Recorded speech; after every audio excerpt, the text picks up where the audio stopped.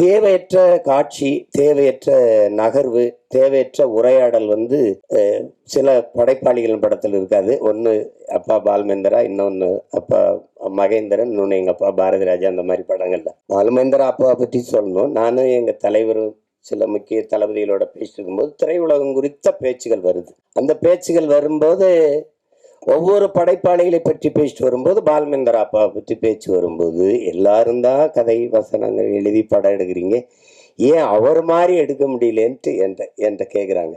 கேட்கும்போது இங்கே உட்காந்துருந்த எங்கள் அண்ணன் பொட்டம்மன் ஊர் பாசம் நீ கண்டுக்கிறாரு அப்படிங்கிறாப்புல.